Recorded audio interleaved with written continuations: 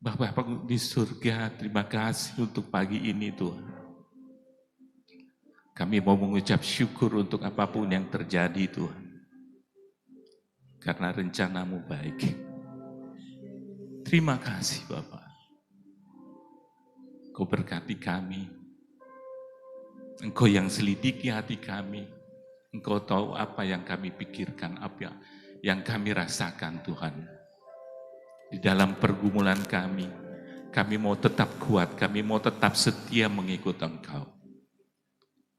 Berfirmanlah Tuhan, berbicaralah lewat hamba-Mu ini. Ampuni dosa hamba-Mu ini Tuhan. Engkau jamah setiap kami. Engkau jamah dengan firman-Mu Tuhan. Dan mengubahkan kami. Terima kasih Tuhan. Kuduskan kami semua Tuhan. Buka hati kami. Buka telinga kami untuk mendengar kebenaran firman-Mu. Terima kasih Tuhan. Kami mau mengucap syukur untuk semua yang Kau sediakan. Dan biarlah kami boleh pulang dengan sukacita damai sejahtera yang daripada-Mu. Terima kasih Tuhan untuk semua kebaikan-Mu. Terpujilah nama-Mu. Dalam nama Tuhan Yesus yang siap menerima kebenaran firman. Sama-sama katakan, Amin. Amin. Shalom Bapak Ibu. Shalom. Shalom. Gimana kabarnya Bapak Ibu? Sehat? Puji Tuhan. Ya, pertama saya mau mengucapkan terima kasih kepada Tuhan. Karena Tuhan yang mengizinkan saya untuk melayani di gereja ini.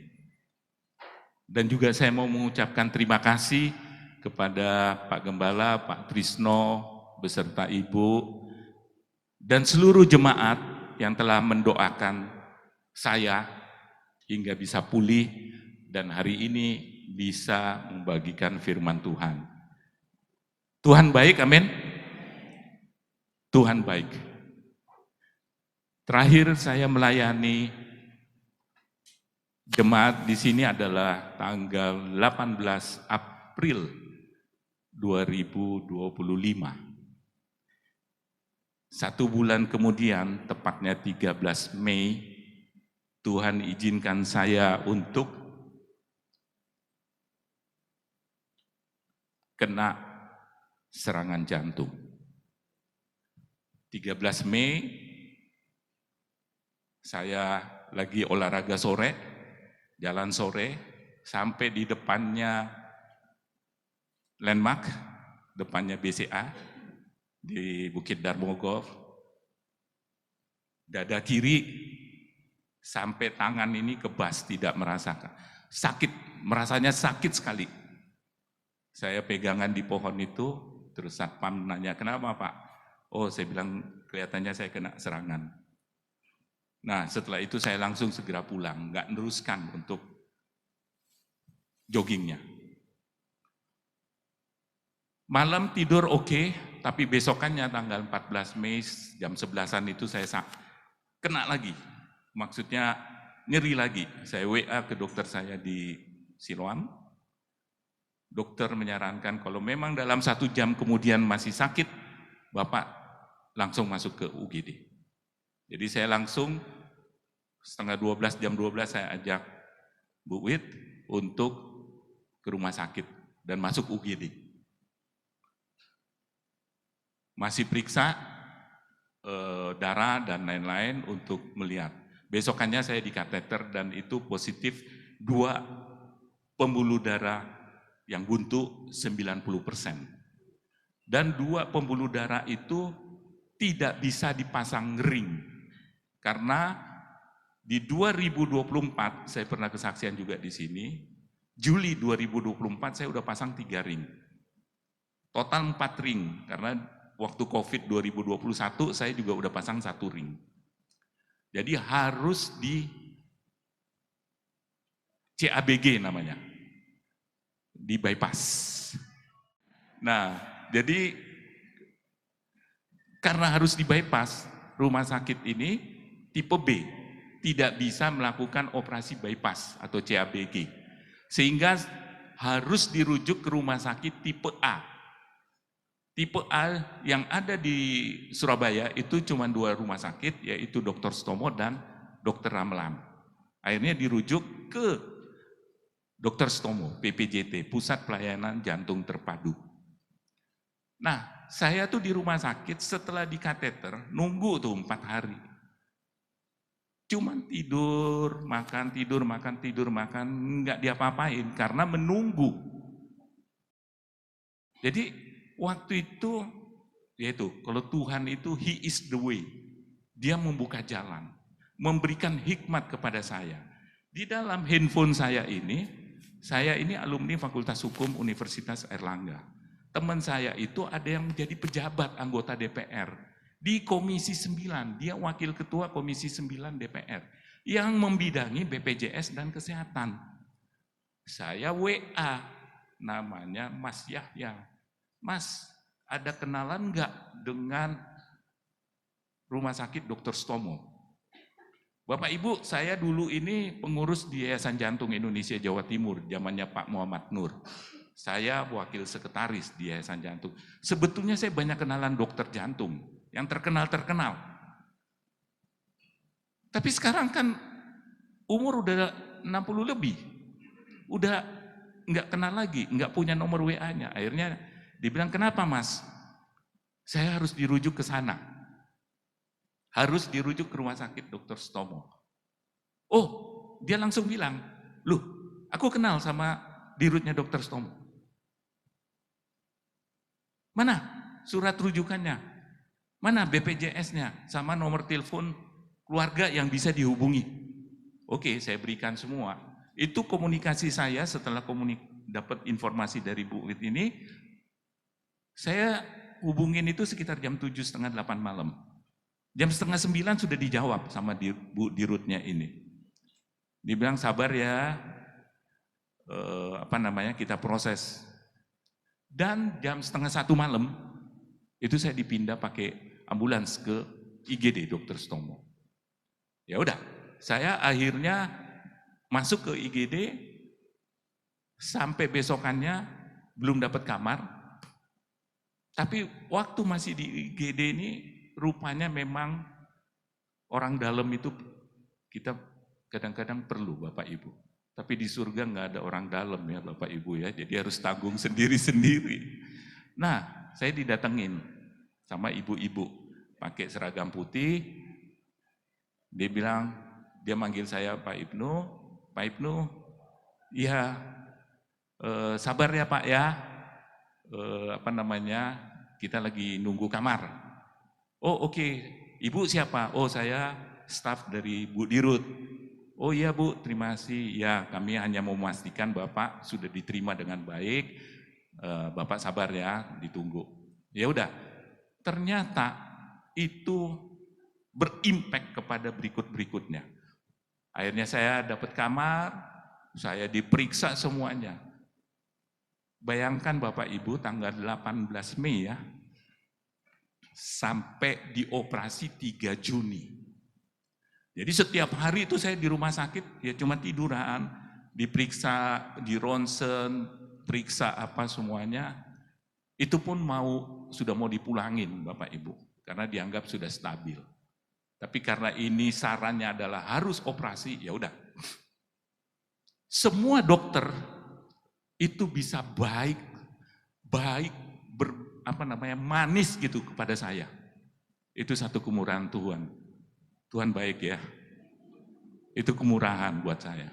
Semuanya baik, manis semuanya. Dia mungkin tahu saya punya koneksi orang dalam. Ya, dengan dirutnya langsung.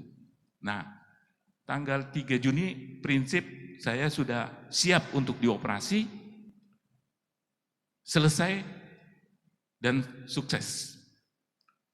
Tanggal 8 Juni saya pulang. Saya diizinkan sudah pulang.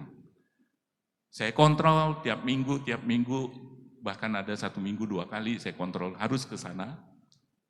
Sampai dengan minggu ketiga, minggu keempat, operasinya itu bagus. Sebetulnya ada fotonya, tapi Bapak Ibu pasti ngeri. Pasti ngeri kalau ngelihat itu. Nah, Waktu di operasi pertama, tadi saya ngomong-ngomong dengan Pak Samuel juga pernah di operasi empedu ya Pak ya, itu hasilnya bagus, mulus, hasil operasinya itu mulus, putih, nggak ada bekas. Saya juga begitu, ngalamin hal yang sama Bapak Ibu. Bersih, operasinya bagus. Ternyata di minggu keempat itu waktu saya kontrol, kan ini dada kita ini dibelah, digergaji rongga dadanya ya, digergaji. Nah itu Ibu ngeri kan ya. Ini digergaji, ternyata di ujung bawah sini itu ada lubang kecil. Oleh dokternya dimasukin pinset, dinaikin ke atas. Ternyata dia bilang, Pak ini ada kroak 2 cm. Jadi kelihatannya Bapak hari ini harus masuk rumah sakit kembali. Saya langsung drop hati saya, walaupun ganteng-ganteng gini, kuat begini, tapi ya bisa nangis juga loh Bapak Ibu. Saya langsung nangis di depan istri saya. Saya bilang, waduh, apalagi ini Tuhan, kok bisa sampai begitu. Udah, saya bilang, Dok minggu depan, karena memang saya ada janji sama satu gereja. Setelah saya dengan gereja ini selesai, nggak bisa Pak, nanti khawatir tambah infeksi, tambah macam-macam. Ya udah, itu hari Rabu, ya udah, Kamis saya masuk, saya pulang dulu. Saya persiapkan baju apa semuanya. Ya udah, Bapak pulang, Bapak coba untuk ronsen. Itu hari Rabu. Kamis saya masuk, Jumat harus operasi. Nah, jadi operasinya pertama yang kami bicarakan waktu itu adalah membuka kembali jahitan ini. Membuka kembali jahitan ini. Ya udah, ternyata Kamis malamnya dokter yang mau operasi saya datang jam 7, dia udah pulang. Dia bilang, Pak, besok kita akan operasi, ada 2 operasi. Yang pertama adalah membuka jahitan ini. Yang kedua adalah dari hasil ronsennya Bapak. Itu ternyata, kan ini rongga kiri dan rongga kanan kan dioperasi kan harus disambung kembali kan tulangnya. Jadi kan kulit, daging, baru tulang kan. Nah tulang ini harus disambung. Dan memang sudah sambung, waktu operasi tanggal 3 itu sudah sambung. Itu ada namanya wire, ada kawatnya. Jadi disambung untuk, ternyata kawat saya yang paling atas kiri itu copot 1. Jadi pertama operasi dibuka, kemudian divakum. Yang kedua kemungkinan dilihat di meja operasi. Kalau ini bermasalah, maka kita akan copotin semua wire itu dan kita ganti yang baru. Waduh, itu yang bikin nangis Bapak Ibu. Saya cuma mikir, dosa apa saya ini Tuhan? Bapak Ibu dalam kondisi begitu, udah pasrah, udah nggak bisa apa-apa. Itu bisa percaya sama Tuhan atau tidak percaya sama Tuhan, itu udah beda tipis sekali. Karena ini menyangkut jantung, antara hidup dan mati. Puji Tuhannya hari Jumat cuman dioperasi dan dibuka. Dokternya videoin, ini hitam semuanya karena dan memang dibuka, jahitannya ini dibuka dan dikasih selang 1 kecil di sini untuk divakum selama 5 hari supaya tidak terjadi infeksi. Ya udah. Nah, wire yang tadi tidak jadi dibuka. Puji Tuhan, yaitu Tuhan baik. Saya tanya sama dokternya, Dok, ini kalau tidak sampai diganti atau apa itu berpengaruh nggak terhadap jantung saya? Dia bilang enggak Pak, karena wire itu ditanam di daging dan itu nanti akan menyatu dengan daging. Oh ya udah kalau gitu. Jadi ini tidak dibuka ya dok ya, tidak diganti. Oh enggak, ini oke. Karena yang lain sudah menyatu. Nah, sudah Bapak Ibu. Setelah 5 hari, 6 hari, jadi hari pertama saya 27 hari di rumah sakit, hari keduanya saya 10 hari. Karena menunggu ini divakum, mesinnya gede, tapi ini ada selang, ada tabung untuk menyedot cairan dan darah yang masih ada, supaya enggak infeksi. Dan memang tidak ada infeksi sebetulnya. Operasi ketiga adalah menutup kembali jahitan ini. Tuhan itu baik, saya bilang apa? Karena selama proses operasi pertama, kedua, dan ketiga, itu tidak ada rasa nyeri, tidak ada perasaan sakit, dan lain-lain, itu enggak ada. Itu Tuhan memberikan penghiburan kepada saya. Ya, jadi setelah operasi ketiga, udah pulang. Nah, ini masuk bulan keempat untuk recovery. Saya belum bisa mengangkat beban, saya belum beraktivitas, tidur pun masih belum ke kiri ke kanan ya. Sekarang udah mulai, tapi ini semua enggak ada sakit sampai detik ini tidak ada sakit, tapi hanya masalah masih merasa kebal gitu ya di dada kiri ini. Di dada kiri ini. Jadi memang masih terasa kaku. Nah, di situ saya berpikir, saya tidak sangka Bapak Ibu, bahwa saya harus operasi bypass. Kan yang diambil itu dari kaki kiri ya. Jadi saya sekarang jalan juga, kalau saya lihat di iWatch saya, miring, jalannya masih miring. Awal-awal itu nggak kuat naik tangga, tapi ini puji Tuhan udah bisa. Tapi jangan disuruh coba naik ke level 4 gitu, naik tangga ya, pasti ngos-ngosan ya Bapak.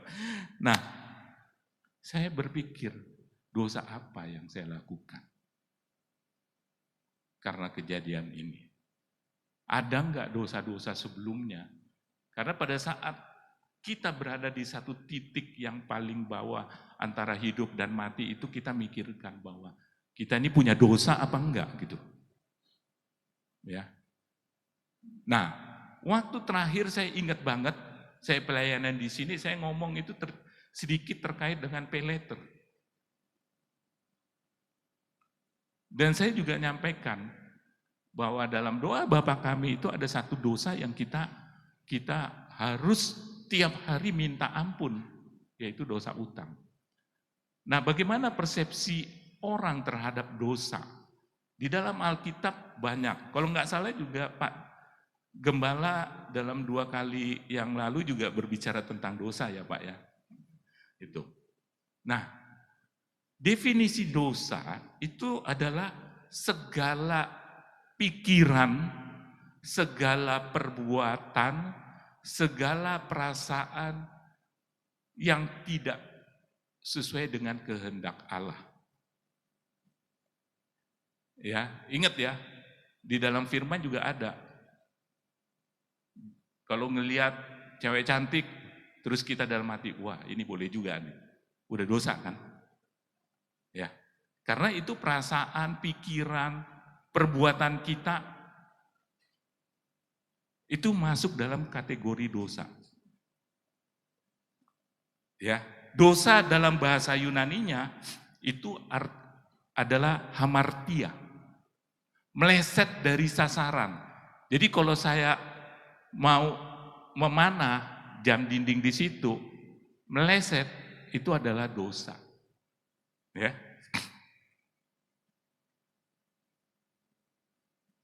Dosa dapat berupa perbuatan, perasaan atau pikiran yang tidak sesuai dengan hukum Allah. Baik terhadap Tuhan maupun sesama. Nah, dalam konteks sesama ini, Tuhan itu sangat concern terhadap struktur organisasi, struktur gereja, struktur masyarakat. Artinya, terhadap sesama jemaat ini, kita kan artinya gini ya, tanda silang itu, tanda salib itu adalah hubungan kita dengan Tuhan, itu yang pertama, itu tidak boleh salah.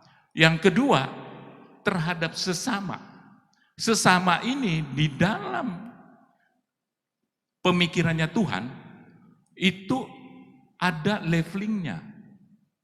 Bahwa kita nggak bisa sembarangan ngomong sama presiden, sama raja, sama ratu, sama rasul, sama nabi, sama sesama juga. Kalau kita sama ini sesama jemaat Tuhan, itu juga nggak boleh sembarangan ngomongnya. Itu Tuhan sangat concern terhadap itu.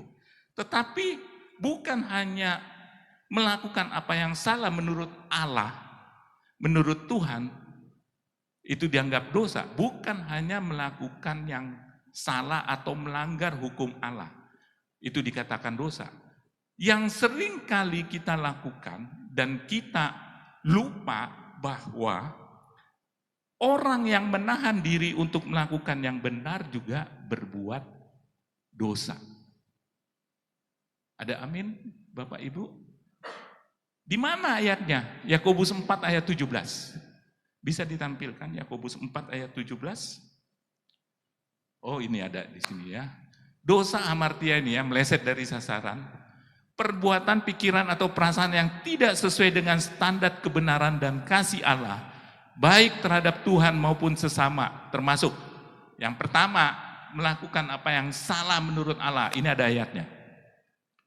Tetapi yang paling sering kita alami atau kita lupakan adalah Alkitab juga mengatakan bahwa orang yang menahan diri untuk melakukan yang benar, bukan yang baik ya, yang benar, itu juga berbuat dosa. Ya, ada ya. Bisa ditampilkan Yakobus 4 ayat 17?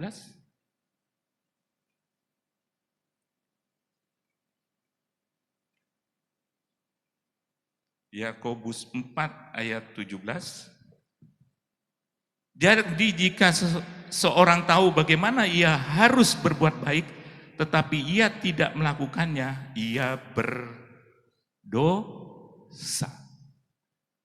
Banyak, banyak nih, kita di orang per orang misalnya ngelihat ada kecelakaan atau apa, kita nggak mau bantu, biarin aja, orang lain mungkin. Itu juga bisa masuk. Atau kita mampu untuk membantu tetapi kita biarin. Kita biarin, ya. Nah, pagi ini saya mau sharingkan beberapa hal yang mungkin kita bisa pelajari bersama. Bahwa dosa itu bagaimana sisi Tuhan untuk melihat bagaimana orang-orang yang berdosa. Nah, saya sebut di sini adalah dosa yang pay now, yang harus dihukum sekarang atau dibayar sekarang. Ada yang dosa pay later, dibayar kemudian. Ya, di dalam Alkitab ternyata banyak sekali contoh Bapak Ibu. Tetapi Bapak Ibu ingat nggak kasusnya Ananias dan Safira? Ingat ya? Kita baca di Kisah Para Rasul 5 ayat 1 sampai dengan 11, bergantian ya. Saya membaca ayat yang ganjil, Bapak Ibu membaca yang genap. Kisah Para Rasul 5 ayat 1 sampai 11. Ada seorang lain yang bernama Ananias, ia beserta istrinya Safira menjual sebidang tanah.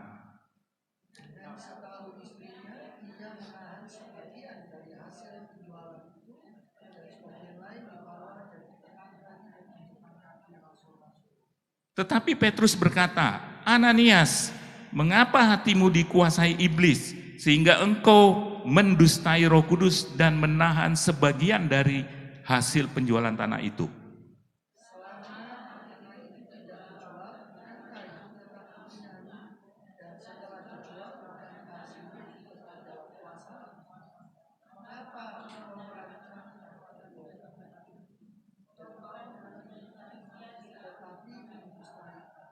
Ketika mendengar perkataan itu, rebahlah Ananias dan putuslah nyawanya. Maka sangatlah ketakutan semua orang yang mendengar hal itu.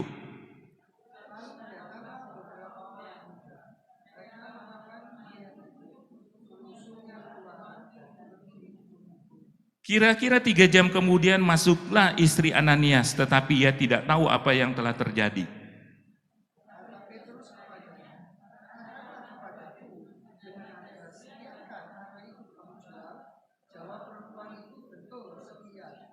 Kata Petrus, mengapa kamu berdua bersepakat untuk mencobai roh Tuhan? Lihatlah, orang yang baru mengubur suamimu berdiri di depan pintu dan mereka akan mengusung engkau juga keluar.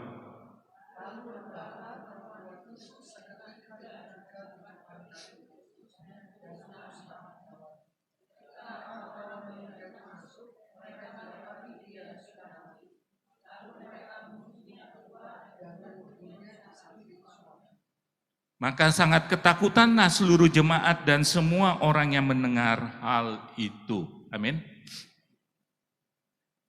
Bapak Ibu, contoh ini Ananias dan Safira itu sebetulnya pertama, dia adalah sepasang suami istri. Betul ya? Sepasang suami istri. Yang kedua, Ananias dan Safira ini adalah jemaat Tuhan, sama dengan kita semua yang ada di sini. Jemaat Tuhan. Tetapi masalahnya adalah kenapa, kan jadi pertanyaan ya, kalau dilihat dari segi nama,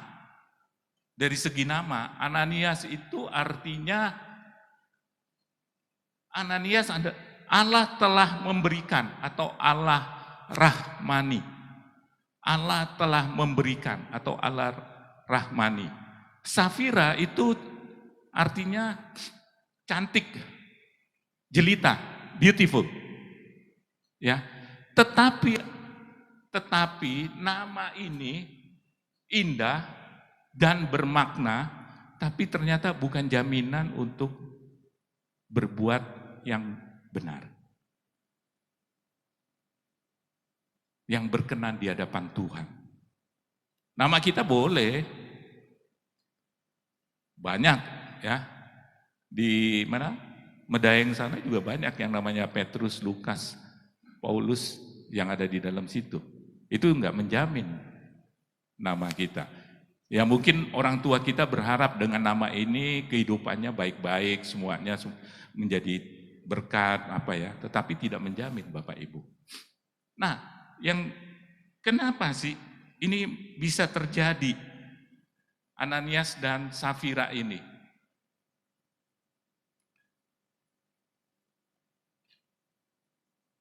Semua yang saya ingin sampaikan adalah bahwa dalam beberapa contoh ke depan ini, itu ternyata kejahatan atau perbuatan yang tidak menyenangkan Tuhan atau yang berdosa itu bisa dimulai dari satu keluarga, Bapak Ibu. Pria dan wanita. Pria dan wanita dalam satu keluarga. Dan keluarga ini merupakan bagian terkecil dari satu sistem gereja. Motivasinya apa sih Ananias dan Safira ini? Saya terus terang waktu diminta oleh Pak Trisno, sebetulnya saya belum siap sampai Tuhan nyatakan, dan saya dikonfirmasi terkait Ananias Safira ini 2 kali oleh hamba Tuhan. Ada yang lewat Instagram dan ada yang lewat TikTok menyampaikan. Artinya Tuhan tidak salah naruh firman ini, kebenaran ini untuk jadi berkat buat jemaat di tempat ini. Ya. Sampai ada pemikiran-pemikiran bahwa Tuhan itu kok sadis banget ya. Orang memberikan persembahan sebetulnya kan diterima. Tetapi di mata Tuhan itu kan berbeda. Dia mendustai Roh Kudus. Dan pada saat itu Roh Kudus sangat berkuasa atas hambanya Rasul Petrus.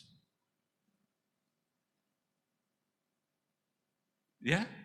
Jadi di mata Tuhan kebohongan atau ketidakjujuran khususnya di dalam jemaat gereja, di dalam gereja. Ini kan gereja mula-mula kan disebutkan ya.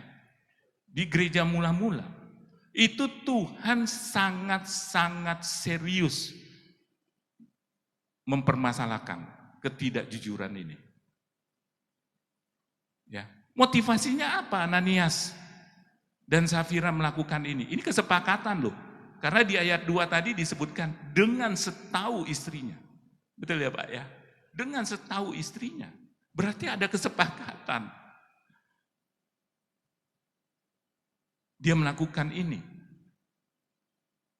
Motivasinya apa? Oh, mungkin di antara jemaat Ananias mau, saya udah korbankan loh.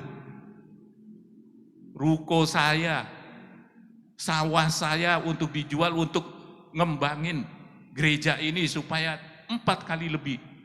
Maunya begitu mungkin ya. Tetapi pada saat itu Rasul Petrus yang sangat dikuasai oleh Roh Kudus tahu, Ananias kamu bohong loh. Kamu mendustai. Bukan mendustai Rasul Petrus, mendustai Roh Kudus. Firman Tuhan sangat jelas dan Roh Kudus tidak bisa. Ya. Ini kan perjanjian yang kejadian yang terjadi di gereja mula-mula. Gereja mula-mula itu kan udah masuk dalam istilah kekristenan kita, itu masuk dalam kasih karunia Tuhan. Harusnya kan tidak ada penghukuman yang berat atau yang sadis atau yang luar biasa kayak Ananias. Tetapi Tuhan bisa murka loh. Tuhan juga bisa tegas loh. Nyatakan ini. Belakangan ini memang terjadi banyak Bapak Ibu, ya berapa bulan terakhir inilah. Sampai ada istilah bahwa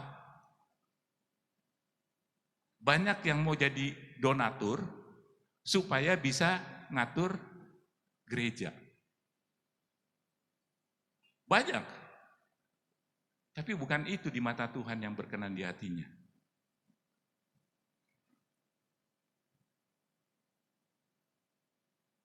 Jadi gereja ini apa yang kita bisa pelajari dari kasus Ananias dan Safira ini, bahwa jangan macam-macam. Roh Kudus tuh nggak bisa terutama kalau kita berhadapan. Ini melihat komunikasi ya, komunikasi lagi kalau kita melihat kepada struktur gereja, bahwa Ananias dan Safira itu adalah jemaat, adalah keluarga. Dia berbicara terhadap nabi Tuhan atau rasul Tuhan, itu jujur apa enggak? Tuhan murkanya luar biasa loh. Dan langsung dihukum dengan mencabut nyawanya. Ya. Di sini saya lihat, oh Tuhan itu memang sangat memperhatikan struktur gereja. Struktur gereja, bahwa kita tuh nggak bisa sembarangan. Apalagi kita ngomong sembarangan ke Pak Gembala, kita itu. Ya. Nah, contoh ini ada di perjanjian baru. Saya kasih contoh lagi, yang kedua adalah Miriam dan Harun. Bapak Ibu pernah baca dong ya, Miriam dan Harun ya, di dalam perjanjian lama.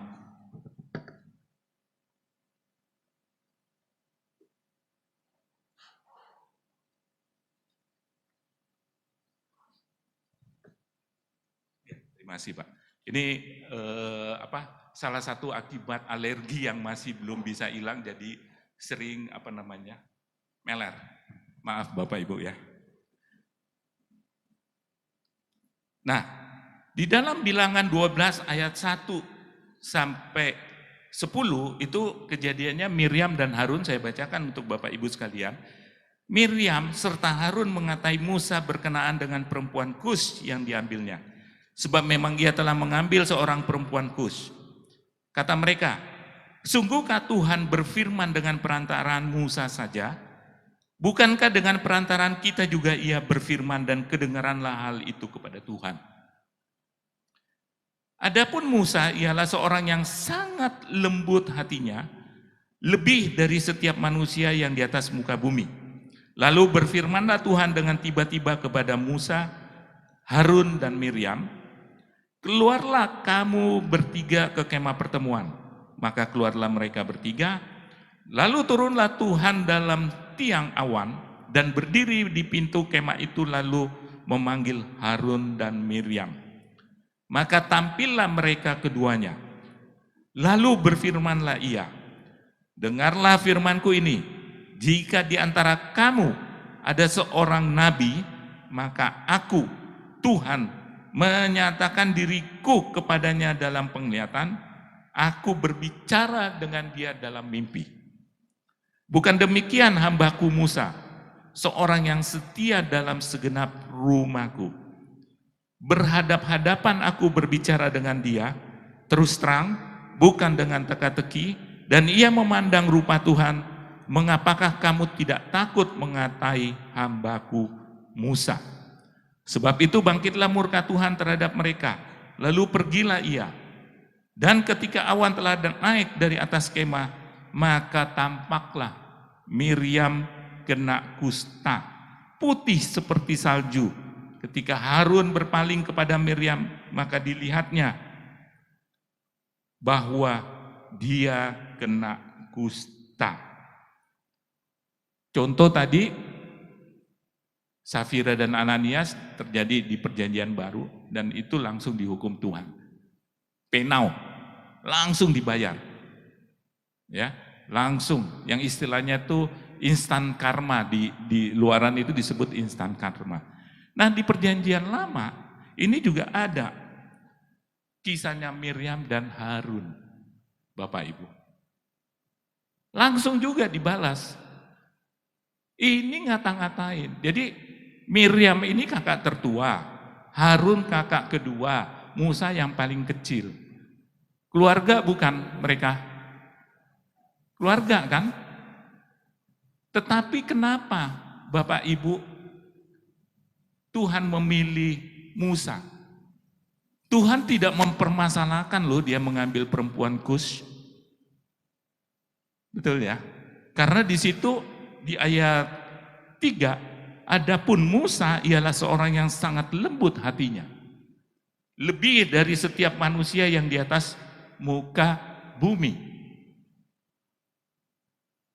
Artinya Musa itu secara hati melebihi Miriam dan Harun. Makanya Tuhan memilih Musa, tidak mempermasalahkan itu. Saya juga belajar satu hal, bahwa Tuhan melihat struktur di dalam masyarakat. Ya, Alkitab juga. Di dalam Alkitab, kalau Bapak Ibu perhatikan di Bilangan 12 ayat 1 sampai 10 ini, di situ disebutkan Miriam serta Harun. Tetapi di dalam ayat yang keempat, lalu berfirmanlah Tuhan dengan tiba-tiba kepada Musa, Harun dan Miriam. Artinya siapa yang dinomor satukan Tuhan? Kalau dilihat dari ayat 4 ini. Musa, Bapak Ibu. Musa diberikan tempat yang lebih utama, baru Harun dan Miriam. Betul ya? Lalu berfirmanlah Tuhan dengan tiba-tiba kepada Musa, Harun dan Miriam. Nah, kenapa Miriam diberikan hukuman penyakit kusta? Karena ternyata dia yang memulai untuk nge-hoax, ngebully Musa. Makanya di ayat 1 itu disebutkan, Miriam lebih dulu, baru Harun.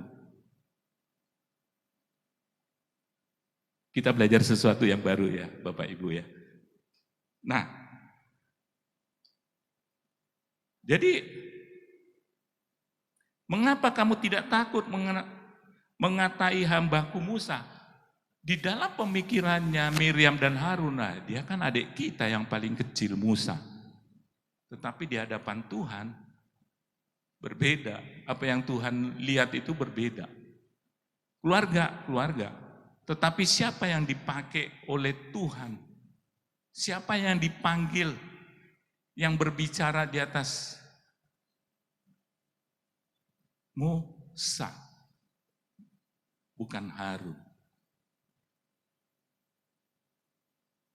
Dia ngelihat ada struktur, Tuhan sangat concern, sangat serius memperhatikan struktur yang ada.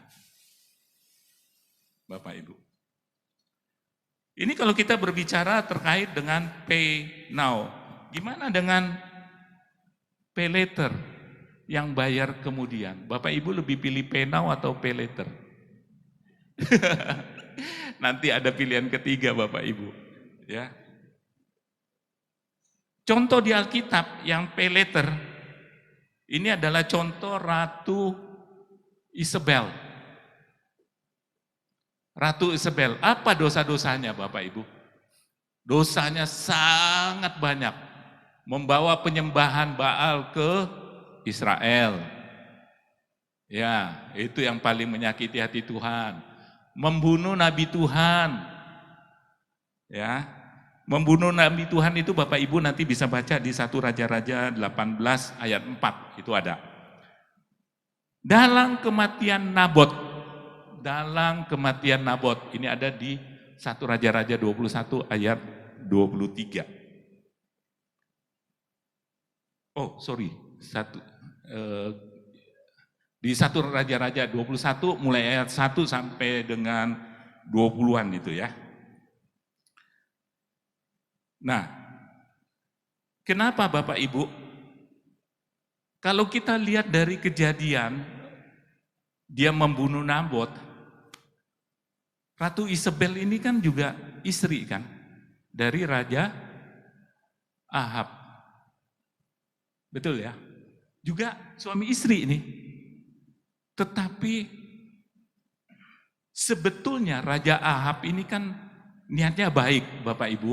Mau menebus tanah yang di sampingnya istana milik Nabot yang berupa kebun anggur mau diganti jadi kebun sayur.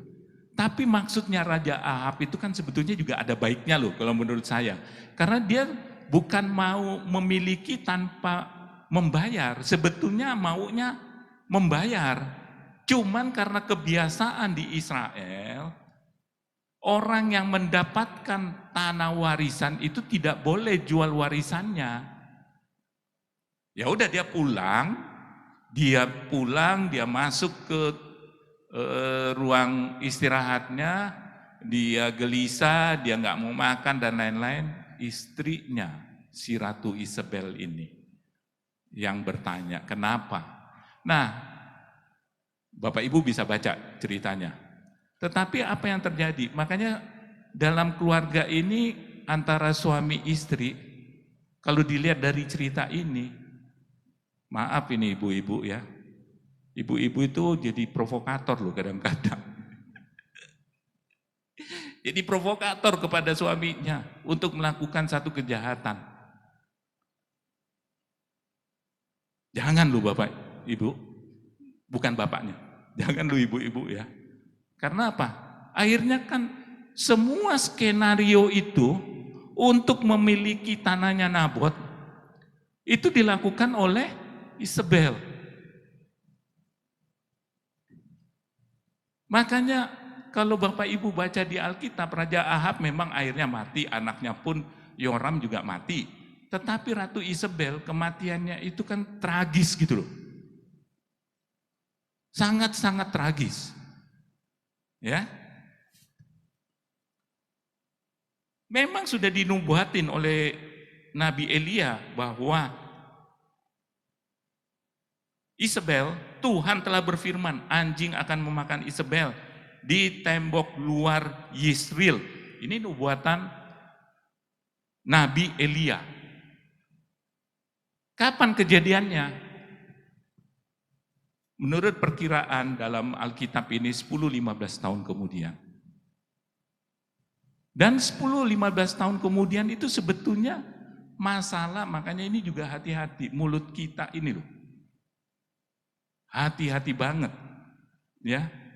Kenapa? Hanya masalah sepele sebetulnya. Yang dianggap sebagai sesuatu omongan yang kasar, akhirnya dia terbunuh. Ya.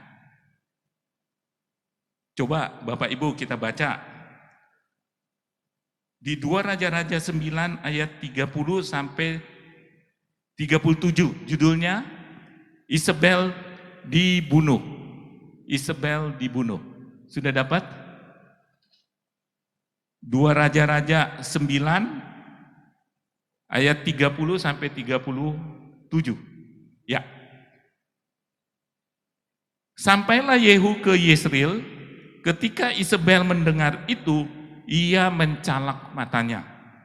Dihiasinyalah kepalanya, lalu ia menjenguk dari jendela. Lanjut. Pada waktu Yehu masuk, pintu gerbang berserulah Isabel. Bagaimana? Selamatkah Simri pembunuh tuannya itu? Lanjut. Yehu mengangkat kepalanya melihat ke jendela itu dan berkata, siapa yang di pihakku? Siapa? Dan ketika 2-3 orang pegawai istana menjenguk kepadanya, ia berseru, jatuhkanlah dia. Mereka menjatuhkan dia sehingga darahnya memercik ke dinding dan ke kuda. Mayatnya pun terinjak-injak. Udah? Yehu masuk ke dalam, lalu makan dan minum, kemudian ia berkata, baiklah urus mayat orang yang terkutuk itu, dan kuburkanlah dia sebab ia memang anak raja. Mereka pergi untuk menguburkannya, tetapi mereka tidak menjumpai mayatnya, hanya kepala dan kedua kaki dan kedua telapak tangannya.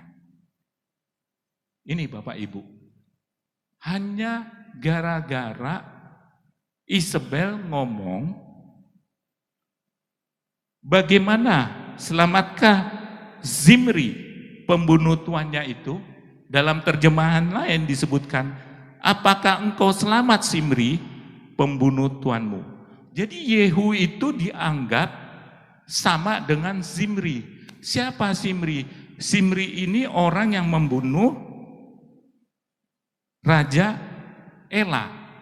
Nah, Simri kemudian dibunuh lagi karena usianya Simri waktu setelah membunuh Raja Ela dibunuh oleh Omri, yaitu ayah Raja Ahab atau mertuanya Isabel. Jadi dia menganggap Yehu itu nggak bakalan hidup lama. Makanya dia ngomong, apakah engkau selamat Simri? Jadi Simri ini samakan dengan Yehu, berharap Yehu ini cepat mati juga gitu. Karena dia sudah membunuh anaknya Isabel, yaitu Raja Yoram. Nah ini kan persoalan yang sepele, dan juga ini kalau dilihat dalam struktur, sebetulnya raja dan ratu dengan Yehu itu panglima perang sebetulnya, awalnya.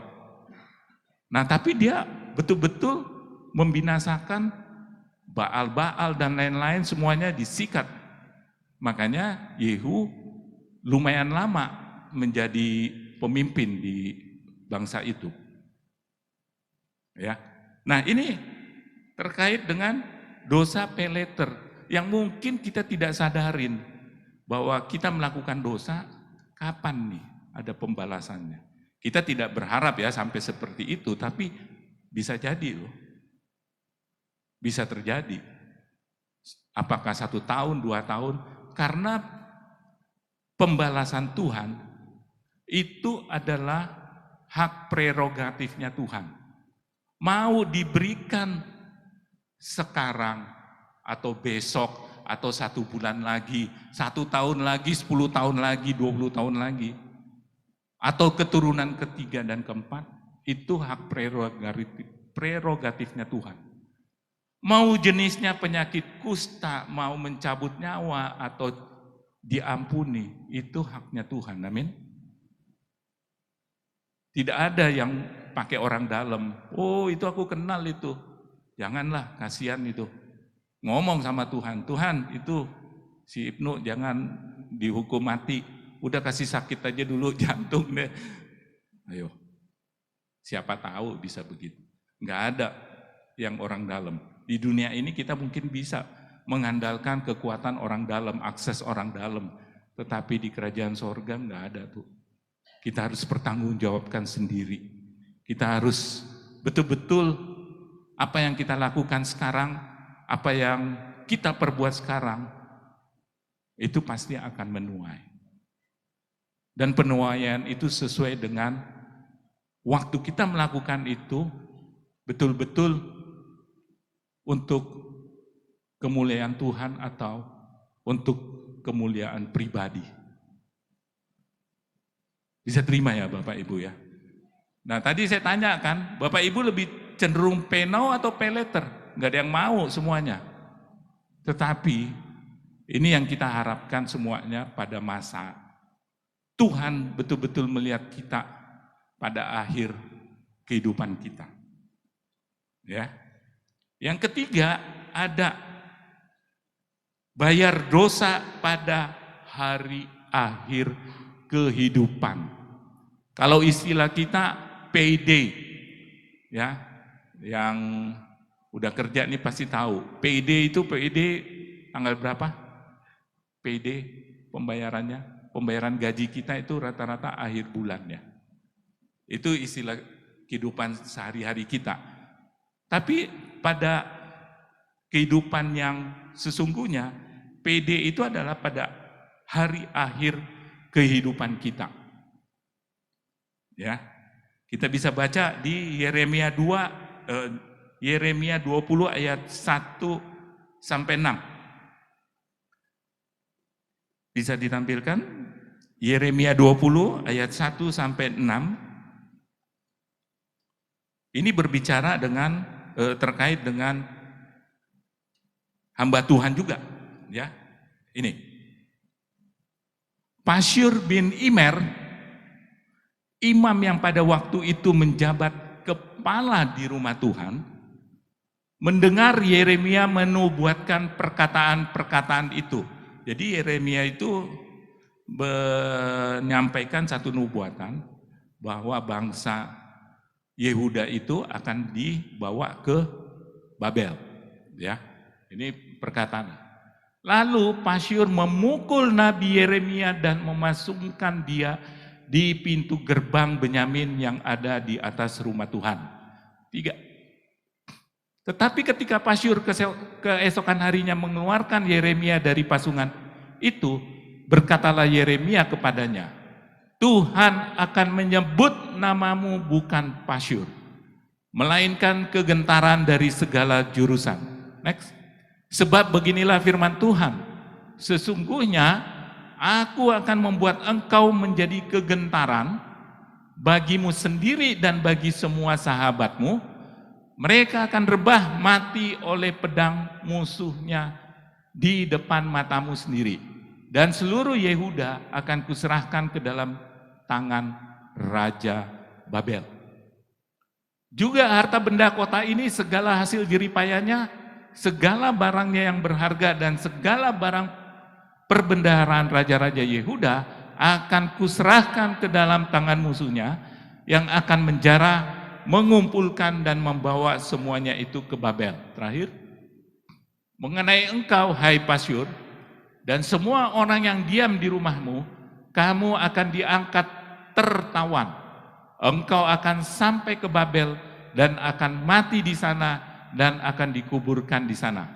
Engkau ini dengan semua sahabatmu yang kepadanya engkau telah bernubuat palsu. Jadi Pasyur bin Immer ini juga melakukan, ini kesalahannya juga ada ya. Makanya Tuhan berfirman, tapi menghukum. Tetapi ternyata kesalahan yang dilakukan oleh Pasyur bin Immer ini tidak parah. Dia bernubuat palsu, yes. Dia memasung Yeremia. Yeremia ini yang dipakai Tuhan loh untuk menyampaikan kebenaran firman loh. Nyampaikan Yeremia salah satu yang dipakai menyampaikan firman Tuhan kepada bangsa Yehuda. Tapi Tuhan tidak menghukum dia. Ini kalau dilihat Pasyur bin Immer ini tadi disebutkan sebagai imam. Imam itu ada enggak di gereja? Ada Bapak Ibu. Kepala rumah Tuhan. Kepala rumah Tuhan. Itu, imam dan menjabat kepala rumah Tuhan. Dosanya bernubuat palsu, memukul, memasung Nabi Yeremia, nabi yang diurapi Tuhan. Ini ngomong lagi mengenai rumah Tuhan. Rumah Tuhan itu adalah gereja. Jadi di gereja itu tidak sempurna Bapak Ibu. Tidak sempurna.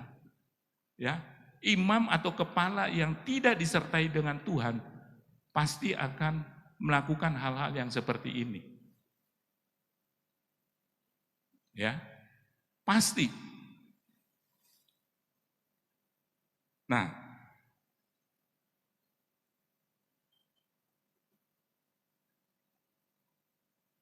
jadi jangan khawatir Bapak Ibu.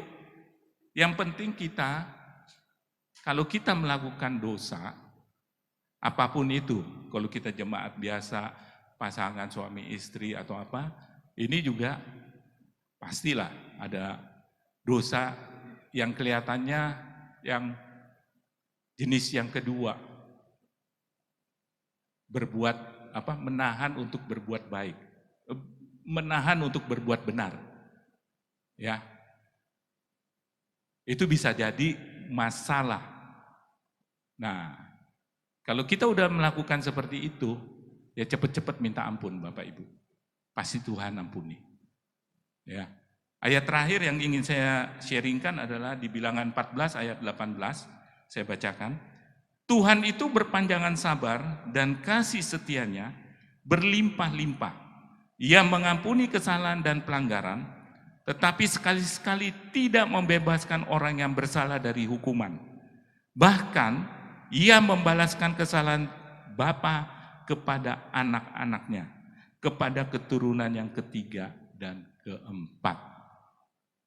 Hati-hati Bapak Ibu, mungkin di generasi pertama enggak, tidak ada pengumum, puji Tuhan.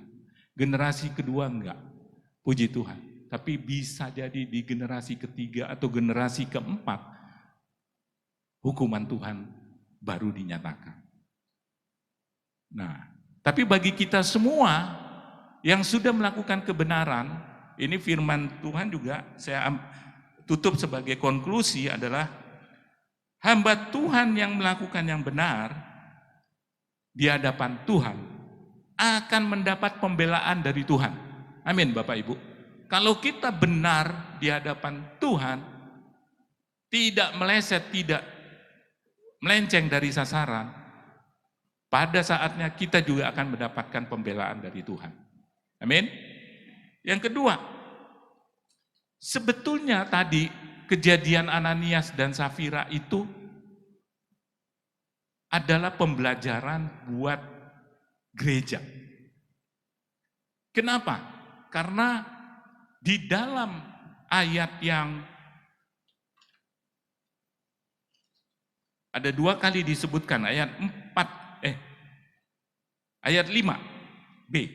Ketika mendengar perkataan itu rebalah Ananias dan putuslah nyawanya. Maka sangatlah ketakutan semua orang yang mendengar hal itu. Kemudian di ayat 11 diulangi lagi, maka sangat ketakutanlah seluruh jemaat dan semua orang yang mendengar hal itu. Bapak Ibu, Alkitab ini udah 2000 tahun loh. Kita selalu juga diingetin loh oleh hamba-hamba Tuhan. Mendengar khotbah setiap minggu, mendengar khotbah pada saat kita melakukan cell group dan lain-lain. Ini adalah penekanan terhadap gereja. Harusnya kita takut. Dan kita berubah. Tapi namanya manusia kan kalau tidak kejadian ya enggak kapok-kapok gitu. Kejadian aja masih bisa berubah, berulang lagi. Nah, kenapa sampai 2 kali? Karena Tuhan mendisiplinkan hamba-hambanya untuk memiliki motivasi yang benar dalam berjemaat motivasi yang benar dalam kita mendukung satu gereja. Ya. Kira-kira itu Bapak Ibu yang ingin saya sharingkan. Semoga jadi berkat buat Bapak Ibu sekalian. Tuhan Yesus memberkati. Segala puji, hormat, dan syukur. Dari awal ibadah sampai akhirnya, persembahan yang anak-anakmu sudah berikan, Tuhan memperhitungkan semua sebagai kebenaran. Setiap rupiah Tuhan sudah memberkati kami semuanya, bahkan dengan berlimpah-limpah. Bapa, terima kasih. Sekarang kami melepaskan urapan yang menyembuhkan atas Ibu Riamida di dalam nama Tuhan Yesus Kristus. Apapun vonis dokter atas ibu, tapi dalam nama Tuhan Yesus Kristus kami melepaskan kuasa kebangkitan Tuhan Yesus. Jadilah Ibu Riamida engkau sembuh. Amin. Jadilah engkau sehat. Amin. Jadilah engkau kuat dan diberkati oleh Tuhan. Hamba berdoa, kirimkan para malaikat-Mu ya Tuhan, untuk membangkitkan iman, pengharapan, kerinduan, pergumulan Ibu Riamida.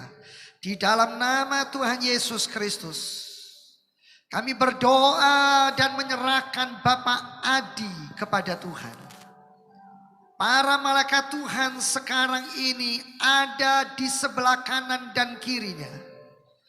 Dan kami melepaskan urapan kesembuhan untuk Bapak Adi. Bapak Adi, di dalam nama Tuhan Yesus, segala beban pikiran, perasaan, segala kehidupan yang menekan engkau dalam nama Yesus, sekarang kami bakar dengan api dari sorga. Dan saya menyatakan engkau sembuh, engkau sudah diberkati, dan engkau beroleh kelepasan dalam nama Tuhan Yesus Kristus. Para malaikat Tuhan sedang melayani Bapak Adi, dan para malaikat Tuhan sedang memberikan kekuatan dan penghiburan. Di dalam nama Tuhan Yesus Kristus, setiap kelemahan tubuh atas Bapak Adi keluar. Saya perintahkan dengan otoritas nama yang tertinggi di seluruh alam semesta. Di dalam nama Tuhan Yesus Kristus, segala kelemahan tubuh atas Bapak Adi pergi sekarang juga. Keluar, tinggalkan tubuh dari Bapak Adi. Go dalam nama Tuhan Yesus Kristus. Sekarang kami melepaskan kesehatan ilahi untuk hamba Tuhan, Bapak Abraham Ibnu. Tuhan yang melepaskan engkau dari cengkeraman maut. Tuhan yang sudah membebaskan engkau dari tudung-tudung kematian. Para malaikatku akan melayani dan menjaga engkau. Oh Roh Kudus Allah, kami lepaskan urapan kesehatan atas hamba Tuhan Bapak Abraham Ibnu. Terima dengan iman. Dalam nama Tuhan Yesus Kristus. Lewat segala yang masuk di dalam tubuhnya, boleh mendatangkan kekuatan dan pertolongan. Engkau akan tetap melayani. Dan di dalam pergumulanmu engkau akan melihat kemuliaan Tuhan. Bahkan sekali-kali Tuhan tidak pernah meninggalkan engkau. Tuhan tidak pernah membiarkanmu terpuruk. Tuhan yang sudah mengangkat engkau dari lubang maut adalah Tuhan yang sama mengembalakan hidupmu dan berjanji akan menyertai, memelihara, mencukupi dan melindungi engkau. Tetaplah membuka hidup bagi kerajaan Tuhan dan tetap melayani dengan segenap hatimu dan engkau akan melihat proses perubahan yang akan terjadi dan bekerja. Terima kasih Tuhan untuk Ibu Widya yang begitu setia dengan sepenuh hati telah menjaga, menghibur, menolong dan menopang suami, juga anak-anak tercinta. Semua hamba berdoa diberkati oleh Tuhan. Semuanya tanpa terkecuali boleh melihat kemuliaan Tuhan. Bapak terima kasih, kami mendoakan seluruh rencana dan program gereja. Kami mendoakan semua partner-partner pelayanan. Kami mendoakan jemaat yang tidak bisa hadir yang karena satu dan lain hal. Tuhan dimanapun beliau berada, tangan kasih Tuhan menyertai, menjangkau dan menolong mereka. Terima kasih, semua penata layanan sudah diberkati. Bangsa dan negara kami diberkati, Bapak Presiden dan Wakilnya, para Menteri DPR, MPR, TNI, Polri. Kami berdoa, kami mohonkan belas kasihan Tuhan. Indonesia penuh belas kasihan Tuhan. Indonesia penuh kemurahan Tuhan. Dan Indonesia akan mengalami pertolongan Tuhan. Bapak terima kasih. Kami akan dipertemukan dalam ibadah-ibadah yang luar biasa dan penuh berkat. Dalam nama Tuhan Yesus Kristus. Puji Tuhan. Turunlah atasmu jemaat berkat Allah Bapa, cinta kasih kemurahan Tuhan Yesus Kristus Sang Putra, di dalam persekutuan Allah Roh Kudus sekarang bahkan sampai selama-lamanya. Pulanglah, terimalah berkatnya dalam nama Tuhan Yesus Kristus. Puji Tuhan. Amin. Amin. Selamat hari Minggu, Tuhan Yesus memberkati.